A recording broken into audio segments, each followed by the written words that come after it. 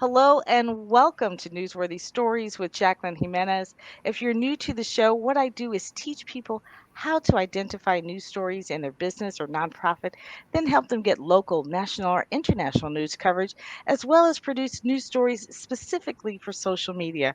Today, I am so excited to talk about a new partnership between Newsworthy Stories and Neighbors for Neighbors. They have been serving the community for 30 years. And now we're going to hear more about it and what we're going to be able to do together. I've got Katie Marr here. She is the executive director of Neighbors. Hi, Katie. Hi there, Jacqueline. Thank you so much. This is so exciting for me. Tell me what is going on with your 30-year anniversary. What are we going to what do you expect that we can see? Well, I mean, the things that you've expected from us for 30 years are going to continue, but we're kicking off a year-long celebration of our 30th anniversary. We started right when Hurricane Andrew hit, so that's August 24th. Like we're literally 23 days away, and we're going to be having a series of events, some fun things, free things, fundraisers, things like that. But just all with the same mission so that we can continue connecting those in need with those who can help for the next 30 years. What kind of things can you talk to people more about what Neighbors actually does? Because I talk to people all the time about Neighbors, and I'm always like, how long have you been around? Do you know Neighbors? And sometimes, I get that look like they really don't know. And Right. I would love for people to understand how valuable, how I feel about Neighbors. But Well, I and want a lot of people everyone to don't know. realize, the special connection between us. And I mean, you were one of the first people so Neighbors for Neighbors is a nonprofit organization, but we have a very unique relationship with Channel 4 television. And because we were basically spawned out of a news response to Hurricane Andrew. But what we did worked so well that connecting those in need with those who can help by using the power of media and going out and saying, hey, so at the time with Hurricane Andrew was like, hey, these people are in need. They need generators to keep refrigerators cold because the kids have, diabetes, for example, and need to keep their insulin cold. Right. And then the phone rang off the hook. And then literally people at the time were connecting on paper, writing down, okay, we've got 6 generators, and then people could use those. And that became, the crux of what we did. And what that basically spawned was an idea that worked so well and was so simple, that connecting those in need with those who can help. And that means individuals sometimes, or, we've been around for many hurricanes, Katrina, Irma recently, which we're still helping. We work more in the long term recovery side of things. So after the FEMAs and the Red Crosses, who are amazing, come in, what happens after? What's needed after? COVID relief, for example, you're seeing there. I mean, we stepped up, and so there was food distributions, which you were hearing about, and the drive-through food distributions in particular. But then, what about those people that didn't have a car, couldn't get to those food distributions? Then how do we help them? So we would go into neighborhoods and we'd bring food directly to them, bring them gift cards. So our relief was finding those in need, and how do we bring that help to them, and how do we fill those gaps? And Well, then you did it through story. exactly, And and I that's always tell exactly it. people, I always stop I go, your motto is bringing together those in need with those who get help, but I always stop when I'm explaining it. I always go, Neighbors for Neighbors, they bring together those in need through story with those who can help, because it's really the story, that really brings it together, so that you tell it and then you do the follow up of how it all came together. And to me, that was always just so rewarding. It made the job rewarding as well, just to see the finality. Because so many times people will watch a news story and they're like, well, how do I help? Well, Neighbors was always that we had the final word on that, being able to give them completion to a story. That's one of my favorite things about Neighbors. Absolutely, and that power of media, that's unique. I don't know of another nonprofit that's had a longstanding relationship with a television station and has been able to, basically hone that special gift, and use that power of media to share, stories. I mean, decades and decades of stories, And then, but it just empowers people. It makes people, because they know what's happening, because it's like, yeah, I made the donation, but where did it go? Now they get to see the work, that their hard-earned dollar in action. And it's an honor to be able to do this for all these years. And the most valuable thing, I mean, I'm sure maybe now it may be more online, but there used to be that hotline that people would call. Is the hotline still there? I don't want No, unfortunately, to. that's gone.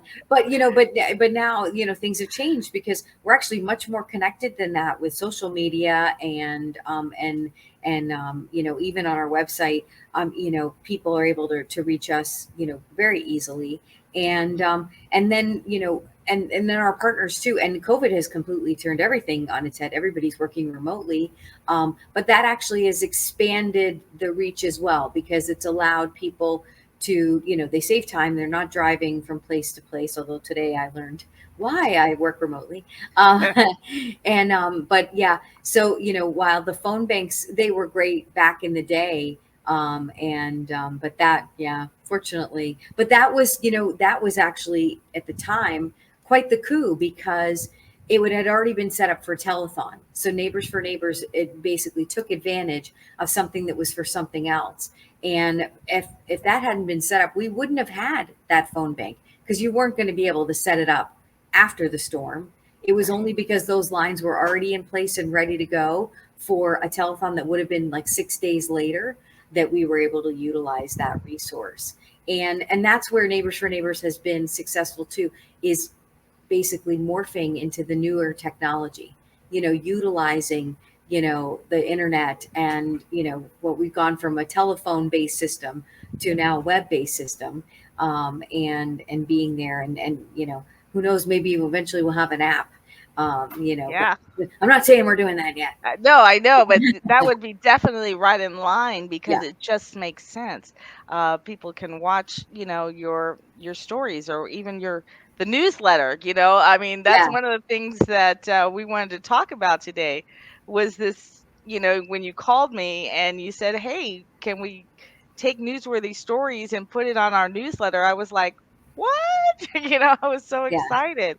So can you talk a little bit more about that and just our relationship, like why newsworthy stories, Well, and I mean, it's actually perfect timing too, right? Because you have been here not quite since the beginning, but pretty close.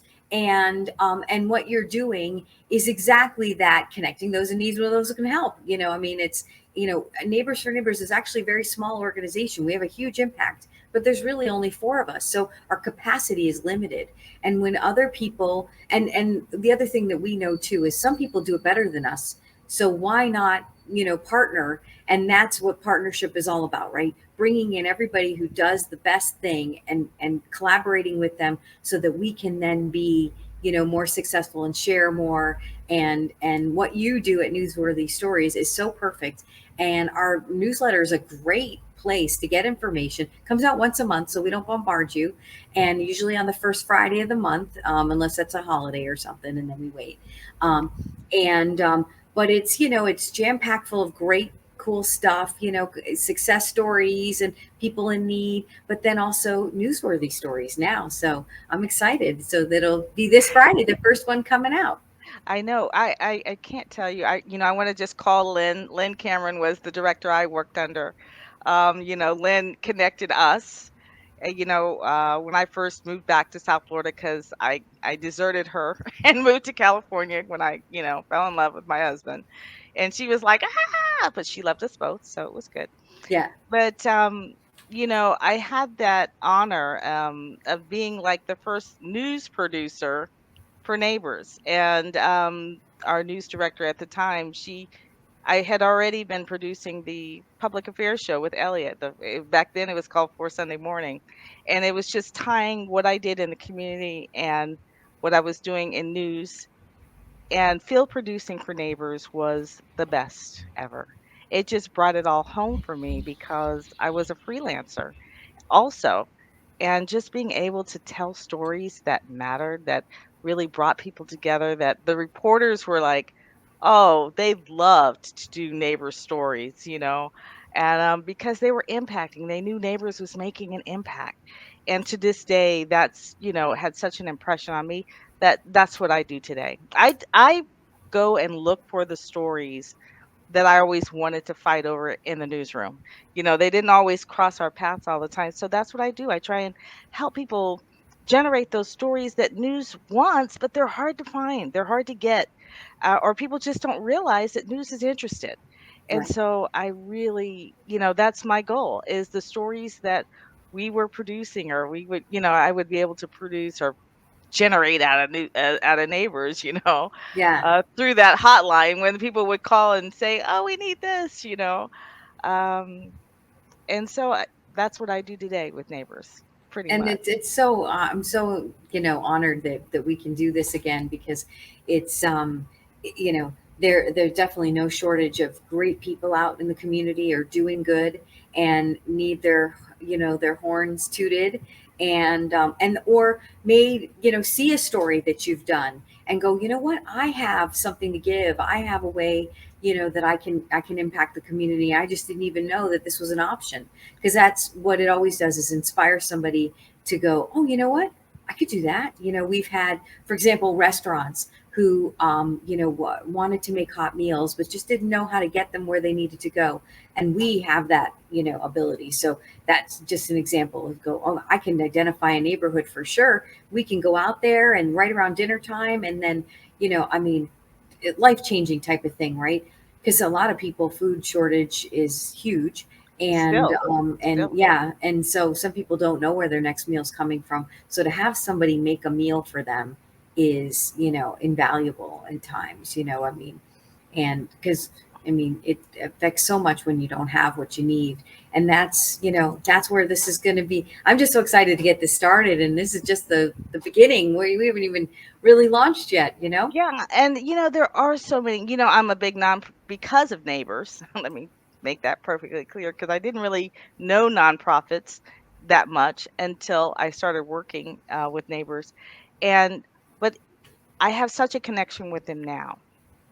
And I have this ability to be able to share their stories so that not only the people in our community know what's going on, but my stories go past, far beyond South Florida. And so I love to put that out there and share what they're doing because it inspires others. But I don't think people realize how much the nonprofits hold our communities together. Yeah. And Neighbors is a hub. If you're a nonprofit and Neighbors doesn't know about you, then you really need to connect with Neighbors so that they understand what your service is. So that when people call and say, "Hey, I need this," then Neighbors can say, "Well, hold on, let me connect you to an organization that can help you." And to me, that was the sweet sauce. You know, Yeah, absolutely. Neighbors did not just say, "Oh, well, thanks," you always had an answer, um, and gave Yeah, people and it's tougher real now than people. ever. Yeah, it's Yeah, yeah, it's tougher now than ever, and we try. I'm like, I love being out in the community and being able to learn about all these great new organizations, and it's surprising how often when I just find out it's life changing, because it's like, oh, I didn't even know you were there. Oh my gosh, this is amazing. And that's always the struggle, is people don't know where the resources are in the community, and so for us to be able to tell them, and because a lot of times people don't even really know what they need, they think they need one thing, and they're like, well, actually there's no resource for that, but if we got this fulfilled, that's going to free up maybe your money or your time or whatever, and then you're going to be able to get what you really need. So it's kind of looking outside of the regular path, and going, okay, but if we go around this way, we're going to get you there even better. And so how can people sign up for this newsletter, Katie? really easy, right on our website. Go to Neighbors for Neighbors, and you'll be able to sign up right on there, and then Neighborsforneighbors.org, right? And I correct. have it running across the bottom. Yeah, So neighborsforneighbors.org, and the four is the number four. that's right. And then yeah, our newsletter, it's safe, comes through Constant Contact, so you're not getting spammed or anything like that, and we'll never do that. Um, and But we're so excited to be able to share with you, newsworthy stories, and get come back, 30 years later. I know you weren't quite there in the very, very beginning, but Not neither in the was very I. So, um, But you know what? The work has been going out ever since, and that's what people need to understand. I mean, you guys don't only serve South Florida, you serve all across, when there's something going on right. somewhere else. Yeah, we've Um, helped in Haiti during the earthquake. We helped Katrina in New Orleans, Hurricane Harvey, I think it was Harvey, which was in Houston. Trying to remember all the yeah, names of so storms, many. and And the Panhandle too, right? Didn't you? I think right. Yeah, absolutely. And then now also in the Ukraine, we've been absolutely. helping bring mental wellness resources to first responders. So those first responders who to basically coach and help have gone from here in South Florida over to Ukraine and met up with first responders who are dealing right on the front line. Yeah, And you'll so never be able to keep up with all the work that no, Neighbors that's is for doing. sure. And I'm just grateful and glad to be a part of it again. Officially, I'm always doing it. I'm always behind the Yeah, well, scenes, once but you're a neighbor, you're always a neighbor. You can't that's get away. it. It's That's this it. Hotel California here. You can never Never get out. leave. All right, Katie. Thank you so much. As soon as you know that newsletter comes out in August, I'll put it up. I'll put up a link.